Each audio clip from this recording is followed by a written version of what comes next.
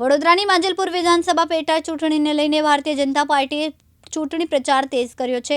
આગામી 30 જુલાઈએ યોજાનારી મતદાન પ્રક્રિયાને ધ્યાનમાં રાખીને પાર્ટી દ્વારા સંગઠનાત્મક બેઠકો યોજાઈ રહી છે। આ અંતર્ગત કેન્દ્રીય જળશક્તિ મંત્રી CR પાટીલ વડોદરા પહોંચ્યા। માંજલપુર ખાતે યોજાયેલી બૃહત ચૂંટણીલક્ષી બેઠકમાં તેમણે ભાજપના કાર્યકરો અને આગેવાનોને સંબોધિત કર્યા।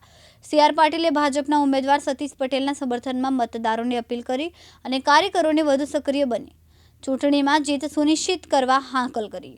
બેઠકમાં ભાજપના હોદ્દેદારો, કાર્યકરો અને સમર્થકો મોટી સંખ્યામાં ઉપસ્થિત રહ્યા। આ પ્રસંગે ભાજપે પોતાની સંગઠનાત્મક શક્તિનું પ્રદર્શન કરતા કાર્યકરોમાં ઉત્સાહનો સંચાર જોવા મળ્યો। માંજલપુર વિધાનસભા એ વર્ષોથી ભારતીય જનતા પાર્ટીનો ગઢ રહ્યો છે।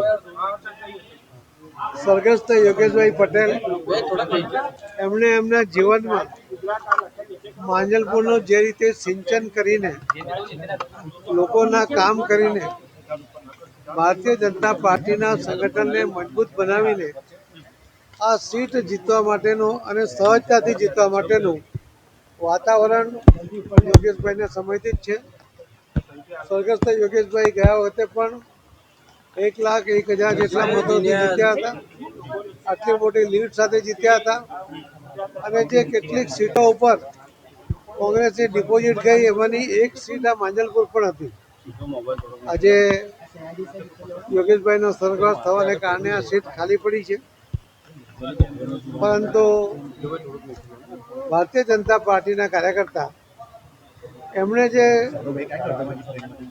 કામ કર્યું છે, એમણે જે ચેતારેલી કેડી ઉપર આગળ વધવા માટે ભારતીય જનતા પાર્ટીનો કાર્યકર્તા એ તૈયાર છે અને એટલા માટે અમને વિશ્વાસ છે કે યોગેશભાઈના કામોની સુવાસને લઈને જ્યારે અમે આ ઇલેક્શન જીતીશું અને એ જીત ભવ્ય હશે, એમને શ્રદ્ધાંજલિ આપવા જેવી હશે એવો અમે ચોક્કસ હું માનું છું। વિજય ચૌહાણ, દિવ્યાંગ ન્યૂઝ, વડોદરા।